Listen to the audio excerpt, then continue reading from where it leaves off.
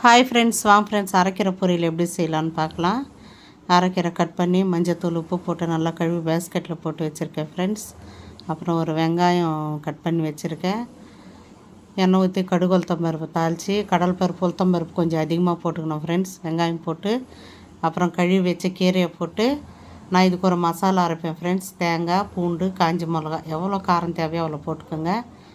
அப்புறம் அரைச்சி 2 பல்ஸ் விட்டு கீரையில் போட்டு எடுத்தால் அருமையான அரைக்கீரை பொரியல் ரெடி ஃப்ரெண்ட்ஸ். வாங்க ஃப்ரெண்ட்ஸ், இன்றைக்கி மத்தியானம் நம்ம வீட்டில் என்ன சமையலான்னு பார்க்கலாம். சாப்பாடு கொதிக்குது ஃப்ரெண்ட்ஸ். வாங்க ஃப்ரெண்ட்ஸ், சுட சுட சாப்பாடு. அப்புறம் வந்துட்டு பருப்பு கீரை ஃப்ரெண்ட்ஸ்.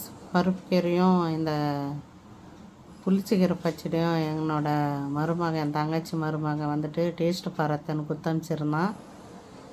புளிச்சக்கீரை நான் செஞ்சேன் அத்தை, துவையல் எப்படி இருக்குதுன்னு சொல்லு அப்படின்னா அதுதான் ஃப்ரெண்ட்ஸ். அப்புறம் பருப்பு கீரையில் கொஞ்சம் நெய் போட்டுக்கினேன். அப்புறம் அரைக்கீரை பொரியல். இதுதான் ஃப்ரெண்ட்ஸ் நம்ம வீட்டில் லஞ்ச். வாங்க ஃப்ரெண்ட்ஸ் சாப்பிட்லாம். நீங்கள் எல்லாம் சாப்பிட்டீங்களா? என்னோடய சேனல் பிடிச்சிருந்தால் லைக் பண்ணுங்கள், ஷேர் பண்ணுங்கள், சப்ஸ்கிரைப் பண்ணுங்கள் ஃப்ரெண்ட்ஸ். பாய்.